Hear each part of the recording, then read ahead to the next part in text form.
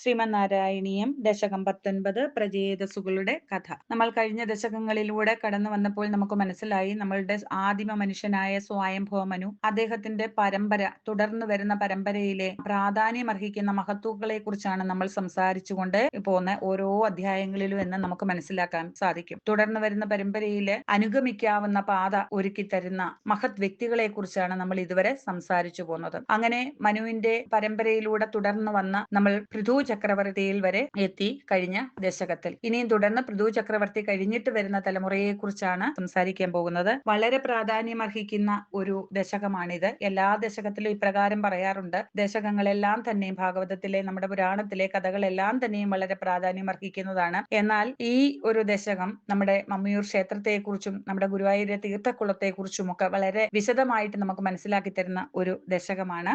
ഈ പ്രചേതസ്സുകൾ പ്രാണായാമത്തിലൂടെയും തപസ്സിലൂടെയും ഈശ്വര സാക്ഷാത്കാരം നേടിയ കഥയാണ് നമ്മൾ ഇവിടെ കേൾക്കാൻ പോകുന്നത്. ഒന്നാമത്തെ ശ്ലോകം. പ്രീതോസ്തു നപ്ത പൃഥുധർമ്മ കർമ്മഠ പ്രാചീന ബർഹ് യുവതൗ ശതദ്രുതൗ പ്രചേതസോ നാമ സുചേതസസുതാൻ അജീജനത്വോത്കരുണാങ്കുരാനിവ.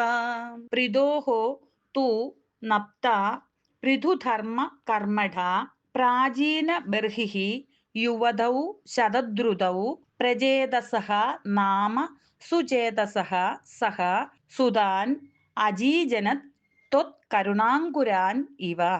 പൃഥോഹോ നപ്ത, പൃഥുവിന്റെ നപ്ത, അതായത് ചെറുമകന്റെ ചെറുമകൻ, പൗത്രപുത്രൻ എന്ന് പറയും, പൗത്രന്റെ പുത്രൻ. നമുക്കറിയാം പൃഥുവിന്റെ പുത്രൻ വിജിതാശ്വൻ, വിജിതാശ്വന്റെ പുത്രൻ ഞാൻ മുമ്പേ പറഞ്ഞു ഹവിർധനൻ. അദ്ദേഹത്തിന് രാജ്യഭരണത്തിൽ താല്പര്യമില്ലായിരുന്നു, അതുകൊണ്ട് സ്വന്തം പുത്രനെയാണ് രാജാവാക്കിയത്. അദ്ദേഹത്തിന്റെ പേരാണ് ബർഹിഷത്. അദ്ദേഹത്തെയാണ് നമ്മൾ പ്രാചീന ബർഹിസ് എന്ന് പറഞ്ഞത്. ഈ പ്രാചീന ബർഹിസിന് ഉണ്ടായ പുത്രന്മാരാണ് പ്രചേതസ്സുകൾ. അതാണ് പൗത്രന്റെ പുത്രൻ എന്ന് പറയുന്നത്. അപ്പൊ പൃഥുവിന്റെ പൗത്രനാണ് ഹവിർധനൻ. ആ ഹവിർധനന്റെ പുത്രനാണ് ബർഹിഷത്. ആ ബർഹിഷതിന്റെ യാണ് നമ്മൾ പ്രാചീന ബർഹിസ് എന്ന് വിളിച്ചു പോന്നത്. അവരുടെ പുത്രന്മാരാണ് പ്രചേതാക്കൾ. അതാണ് പറഞ്ഞ പൗത്രൻ. പൃഥോസ്തു നപ്ത, പൃഥുവിന്റെ പൗത്രപുത്രനായ പൃഥുധർമ്മ കർമ്മഠ, പൃഥുവിനെ പോലെ ധർമ്മ കർമ്മഠനായിട്ടുള്ള, അതായത് ധർമ്മം അനുഷ്ഠിച്ച്, ആ ധാർമ്മിക മാർഗങ്ങളിലൂടെ സഞ്ചരിച്ച് യാഗങ്ങളിലും എല്ലാം വളരെ തൽപരനായിട്ട് യഥാർത്ഥത്തിൽ ഒരു യോഗ്യനായിട്ടുള്ള പ്രജാപതിയായിരുന്നു പ്രാചീന ബർഹിഹി, പ്രാചീന ബർഹിസ്.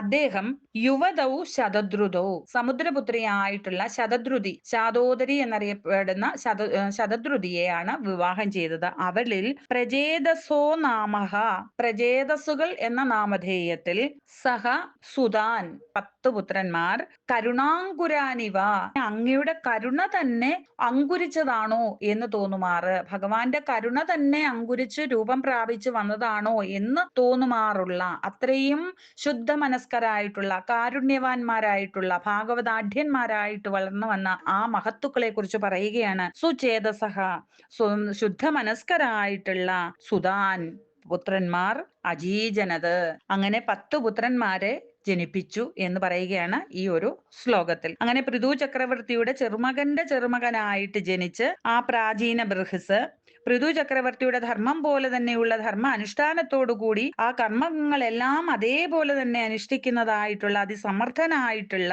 പ്രാചീന ബർഹിസ് അദ്ദേഹത്തിന് തന്റെ ഭാര്യയായ ശതദ്രുതിയിൽ പ്രചേതസ്സുകൾ എന്ന പേരോടുകൂടിയ ഭഗവാന്റെ കരുണ തന്നെ അങ്കുരിച്ചു വന്നതോ എന്ന് തോന്നുമാറുള്ള 10 പുത്രന്മാരെ ജനിപ്പിച്ചു എന്ന് പറയുകയാണ് ഈ ഒരു ശ്ലോകത്തിൽ. പ്രീതോസ്തു നപ്ത പൃഥുധർമ്മ കർമ്മഠ പ്രാചീന ബർഹിർയുവതൗ ശതദ്രുതൗ പ്രചേതസോ നാമ സുചേതസസുതാൻ അജീജനത്വോത്കരുണാങ്കുരാനിവ. ശ്ലോകം 2. പിതുസ്സി സൃക്ഷാനിരതസ്യ ശാസനാത് ഭവത്തപസ്യാഭിരതാദശാഭിധേ പയോനിധിം പശ്ചിമമേത്യ തത്തടേ സരോവരം സന്തദൃശൂർമനോഹരം.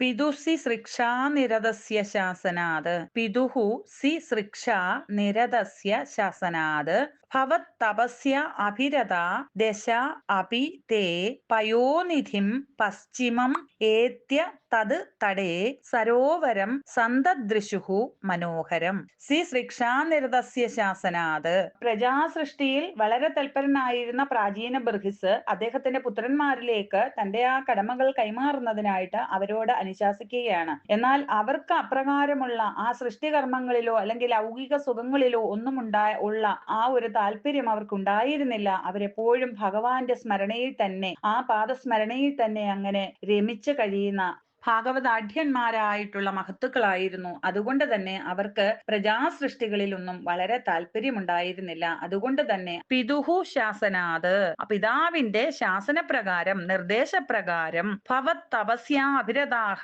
ഭഗവാന്റെ തപസ്സിനായിട്ട് ആഗ്രഹിച്ച, ഭഗവാന്റെ ആ സ്മരണയിൽ തന്നെ കഴിഞ്ഞ് ഭഗവാനെ സ്മരിച്ചുകൊണ്ട് തന്നെ ഇരിക്കണം, ഭഗവാന്റെ പാദസ്മരണയിൽ തന്നെ കഴിഞ്ഞിരുന്ന, അങ്ങനെ തുടർന്നും കഴിയണമെന്ന് ആഗ്രഹിച്ചിരുന്ന തേ ദശഹ അഭി, ആ 10 പുത്രന്മാരും പശ്ചിമപയോനിധിം ഏത്യ, അങ്ങനെ പിതാവിന്റെ നിർദ്ദേശപ്രകാരം അങ്ങനെ പടിഞ്ഞാറേ സമുദ്രത്തിന്റെ തീരത്തെത്തി. തത് തടേ, അതിന്റെ തീരത്തായിട്ട് മനോഹരം സരോവരം, മനോഹരമായിട്ടുള്ള ഒരു സരോവരം, ഒരു താമരപ്പൊയ്ക സന്തദൃശുഹു, കണ്ടു എന്ന് പറയുകയാണ് ഈ ഒരു ശ്ലോകത്തിൽ. അതായത് പ്രജാ പരിപാലനത്തിലും സൃഷ്ടിയിലും ഒക്കെ വളരെ തൽപരനായിരുന്ന ഒരു പ്രജാപതിയായിരുന്നു പ്രാചീന ബർഹിസ്. അതുകൊണ്ട് തന്നെ തുടർന്നുള്ള തന്റെ ആ ദൗത്യം തന്റെ മക്കളെ ഏൽപ്പിക്കുന്നതിനായിട്ട് പിതാവിന്റെ ആ പ്രേരണയാൽ അവർ വളരെ ദുഃഖത്തോടുകൂടി, അതായത് അവർക്ക് ഈ സംസാര വിഷയങ്ങളിലൊന്നും വളരെ താല്പര്യമുണ്ടായിരുന്നില്ല.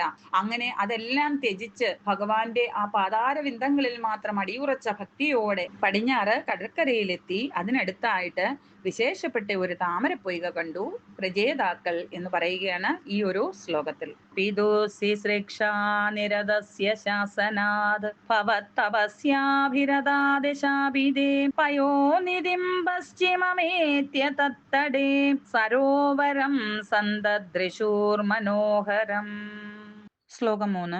തദാ ഭവത്തീർത്ഥമിദം സമാഗതോ ഭവോ ഭവത്സേവകദർശനാദൃത പ്രകാശമാസാദ്യ പുരപ്രചേതസാം ഉപാദിശദ്ഭക്തതമസ്തവസ്തവം.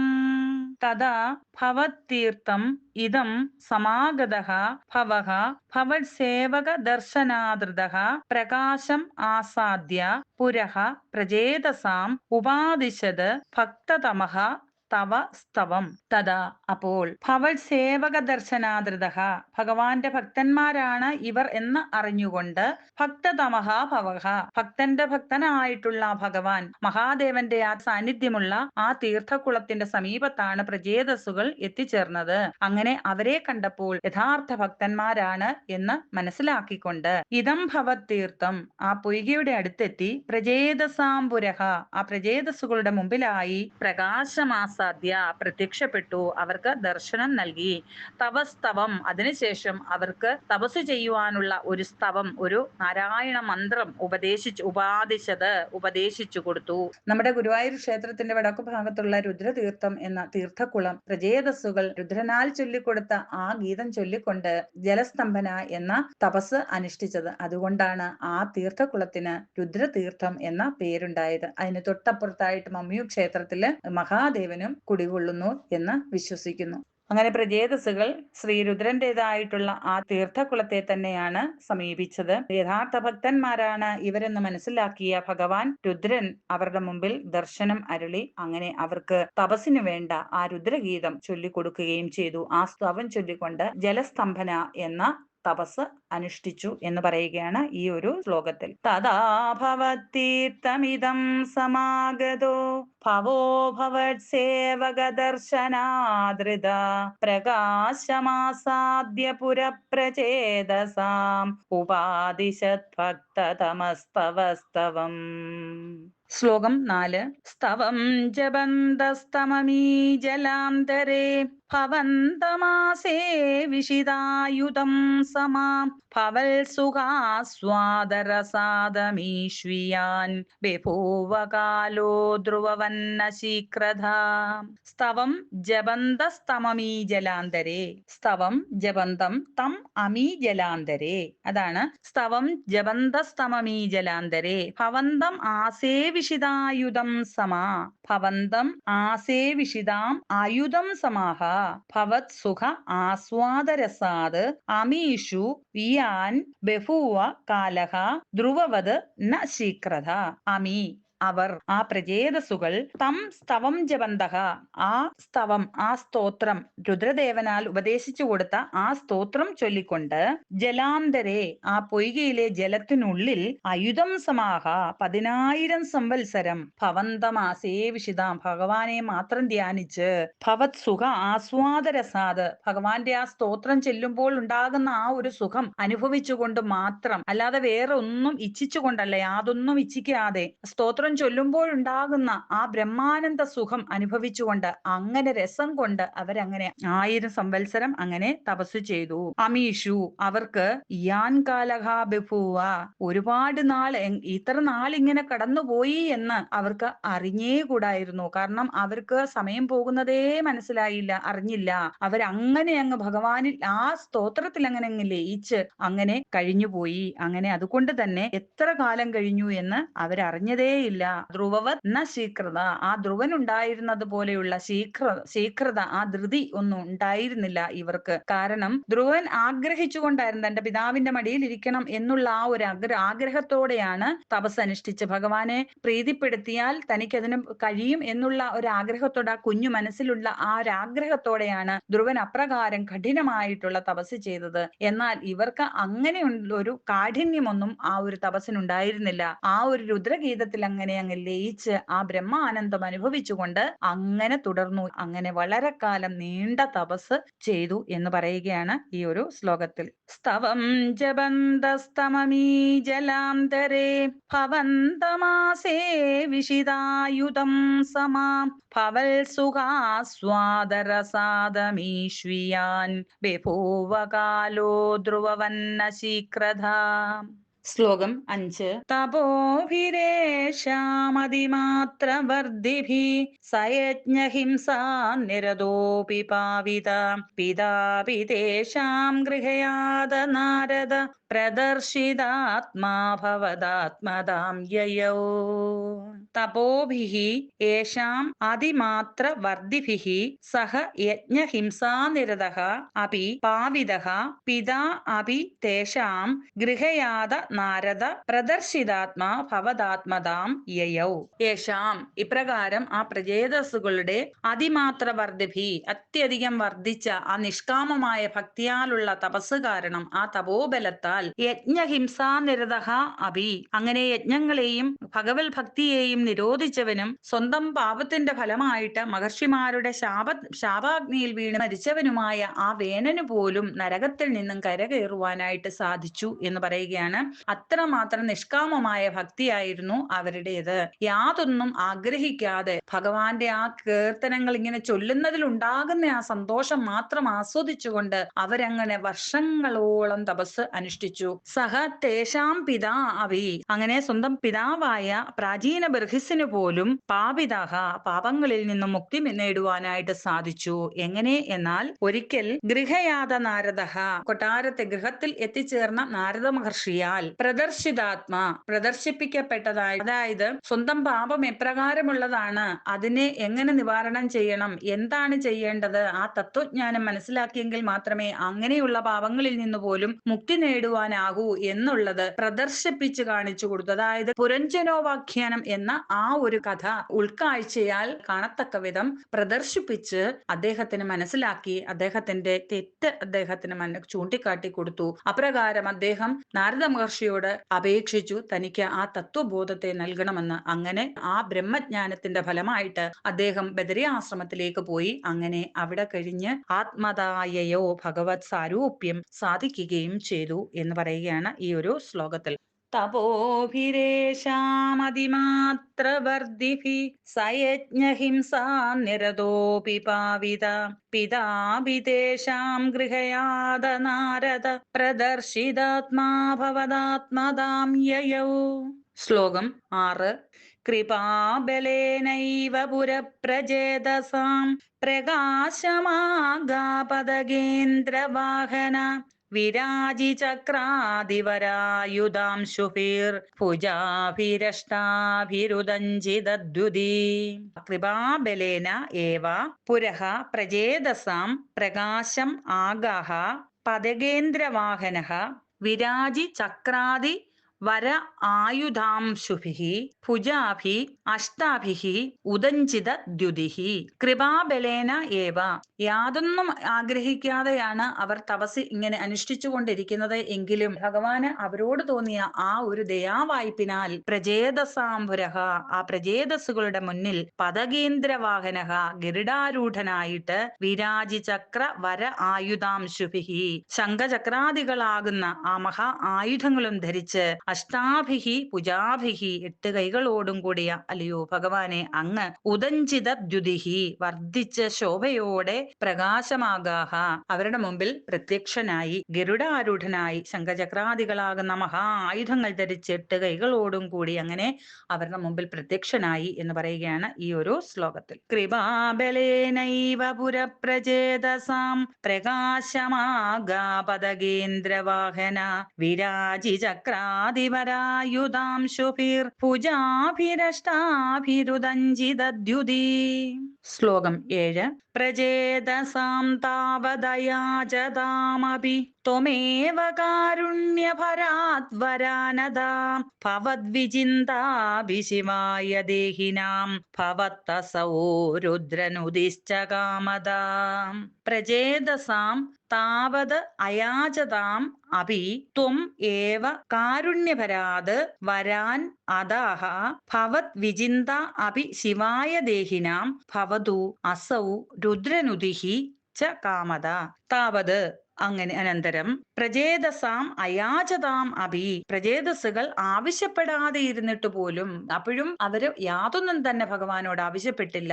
എന്നിട്ടും ത്വം ഏവ അല്ലയോ ഭഗവാന് അങ്ങ് കാരുണ്യഭരാത് അവരോടുള്ള ആ ഭക്തവാത്സല്യത്താൽ വരാൻ അദാഹ വരങ്ങൾ നൽകി പോലും ഭവത് വിചിന്ത അഭിദേഹിനാം കേവലം നിങ്ങളെ സ്മരിക്കുന്നവർക്ക് പോലും ശിവായ ഭവതു മംഗളം ഭവിക്കുമാറാകട്ടെ.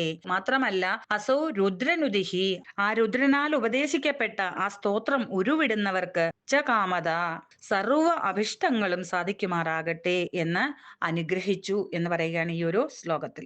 പ്രചേതസാം താവദയാചതാമപി ത്വമേവ കാരുണ്യപരാത്വരാനത ഭവദ്വിചിന്താഭിശിവായ ദേഹിനാം ഭവത്തസൗ രുദ്രനുദിശ്ച കാമദ. ശ്ലോകം 8. അവാപ്യ കാന്താം തനയാം മഹീരുഹാം തയാരമധ്വം ദശലക്ഷവത്സരീം സുതോസ്തു ദക്ഷോ നനു തക്ഷണാശ്ച മാം പ്രയാസ്യധേദിന്യഗതോ മുദൈവതാൻ. അവാപ്യ കാന്താം തനയാം മഹീരുഹാം തയാ രമധ്വം ദശലക്ഷവത്സരീം സുതഃ അസ്തു ദക്ഷഃ നനു തത് ക്ഷണാഃ ച മാം പ്രയാസ്യ അധ ഇധി നെഗതോ മുദാ ഏവ താൻ. മഹീരുഹാം മഹീരുഹാം തനയാം മഹീരുഹം അതായത് വൃക്ഷങ്ങളുടെ പുത്രിയായ മാരീഷയെ കാന്താം അവാപ്യ ഭാര്യയായി സ്വീകരിച്ചിട്ട് തയാ അവളോടൊത്ത് ദശലക്ഷവത്സരീം 10 ലക്ഷം സംവത്സരം രമധ്വം അങ്ങനെ രമിച്ച് വസിക്കുക. അതിനുശേഷം ദക്ഷഃ സുതഃ അസ്തു നിങ്ങൾക്ക് ദക്ഷൻ എന്ന ഒരു പുത്രനും ജനിക്കും. തത് ക്ഷണാത് അപ്പോൾ തന്നെ നനു മാം പ്രയാസ്യഥ നീ എന്നിൽ വന്ന് വിലയം പ്രാപിക്കുക. ഇതി ഇപ്രകാരം മുദായേവ വളരെയധികം സന്തോഷത്തോടെ അത്രയധികം ഭക്തവാത്സല്യത്തോടെ താന്യഗത അങ്ങനെ അവരെ അനുഗ്രഹിച്ചു. അങ്ങനെ കണ്ടു എന്ന ഋഷിയുടെ തപം മുടക്കാനായിട്ട് ഇന്ദ്രൻ അയച്ച ഒരു അപ്സരസായിരുന്നു പ്രമ്ലോജ. അവളില് അനുരുക്തനായ ആ കണ്ടു മഹർഷിക്ക് ജനിച്ച പുത്രിയാണ് സുന്ദരിയായ മാരീഷ. ആ പുത്രിയെ കാട്ടിൽ ഉപേക്ഷിച്ചിട്ടാണ് സ്വർഗത്തിലേക്ക് തിരിച്ചുപോയത്. ഈശ്വര കാരുണ്യത്തിൽ ആ കുഞ്ഞ് വൃക്ഷങ്ങളുടെ മകളായിട്ട് അങ്ങനെ വളർന്നു വരികയും ചെയ്തു. അതുകൊണ്ടാണ് മാരീഷയ്ക്ക് വൃക്ഷങ്ങളുടെ പുത്രി എന്ന ആ ഒരു പേര് കിട്ടിയത്. അവാപ്യകാന്താം തനയാം മഹീരുഹാം തയാരമധ്വം ദശലക്ഷവത്സരീം സുതോസ്തു ദക്ഷോ നനു ദക്ഷണാശ്ച മാം പ്രയാസ്യധേതി നിഗതോ മുദൈവതാൻ.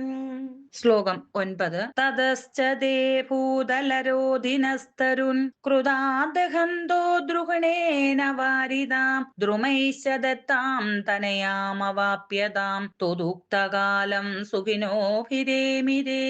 തതഃ ച തേ ഭൂതലരോധിനഃ തരൂൻ കൃതാ ദഹന്തഃ ദ്രുഹിണേന വാരിതാഃ ദ്രുമൈഃ ച ദത്താം തനയാം അവാപ്യതാം ത്വത് ഉക്തകാലം സുഖിനഃ അഭിരേമിരേ. തതഃ ച അതിനുശേഷം തേ അവർ ഭൂതലരോധിനഃ തരുൺ ഭഗവാന്റെ അനുഗ്രഹം സ്വീകരിച്ചിട്ട് സമുദ്രം വിട്ട് സ്വന്തം രാജ്യത്ത് തിരിച്ചെത്തി. ആ രാജ്യം ഒരു വനപ്രദേശമായിട്ട് അങ്ങനെ കാണപ്പെട്ടു. അവർക്ക് സങ്കടവും ദേഷ്യവും ഉണ്ടായി. ആ ക്രോധത്താൽ ദഹന്തഃ അങ്ങനെ അവരുടെ ആ കോപാഗ്നിയിൽ ആ പ്രദേശത്തെ സർവ്വ വൃക്ഷലതാദികളും അങ്ങനെ ദഹിപ്പിക്കുവാൻ തുടങ്ങി. അപ്പോൾ ദ്രുഹിണേന വാരിതാഹ ബ്രഹ്മാവ് പ്രത്യക്ഷപ്പെട്ട് തടഞ്ഞു. അതിനുശേഷം ദ്രുമൈഹി ദത്താം ആ വൃക്ഷങ്ങളാൽ ദത്തമായ താം തനയാം അവരുടെ പുത്രിയെ അവാപ്യ സ്വീകരിച്ചിട്ട് ത്വത് ഉക്തകാലം ഭഗവാൻ അനുഗ്രഹിച്ച അത്രയും കാലം സുഖിനഃ അഭിരേമിരേ വളരെ സന്തോഷത്തോടുകൂടി രമിച്ച് വസിച്ചു എന്ന് പറയുകയാണ് ഈ ഒരു ശ്ലോകത്തിൽ. തതശ്ച ദേ ഭൂതലരോധിനസ്തരുൺ കൃതാദഹന്തോ ദ്രുഹിണേന വാരിതാം ദ്രുമൈശ്ച ദത്താം തനയാമവാപ്യതാം തുദുക്തകാലം സുഖിനോഭിരേമിരേ. ശ്ലോകം 10. അവാപ്യ ദക്ഷം ച സുതം കൃതാദ്വര പ്രചേതസോ നാരദലബ്ധയാ ദിയാ അവാപുരാനന്ദപദം തഥാവിധ തുമീശവാദാലയനാഥ പാഹി മാം. അവാപ്യ ദക്ഷം ച സുതം കൃത അദ്വരാഃ പ്രചേതസഃ നാരദലബ്ധയാ ധിയാ അവാപുഃ ആനന്ദപദം തഥാവിധ ത്വം ഈശ വാദാലയനാഥ പാഹിമാം. പ്രചേതസഃ ആ പ്രചേതസ്സുകൾക്ക് ദക്ഷം സുതം അവാപ്യ ദക്ഷൻ എന്ന പുത്രനെ ലഭിച്ചു. അതിനുശേഷം കൃത അദ്വരാഹ അങ്ങനെ ആ പ്രചേതസ്സുകൾ സന്തുഷ്ടരായി തീർന്നു. ഭഗവാൻ കൽപ്പിച്ച പ്രകാരമുള്ള അത്രയും വർഷങ്ങളിലും വളരെ സന്തോഷമായിട്ട് ജീവിച്ചു. അനേകം യാഗങ്ങൾ ചെയ്തു. അങ്ങനെ സംതൃപ്തരായ അവർ പിന്നീട് ആ ലൗകിക സുഖങ്ങളെ എല്ലാം ത്യജിച്ചുകൊണ്ട് ഭഗവാനിലേക്ക് ശ്രദ്ധ തിരിച്ചു.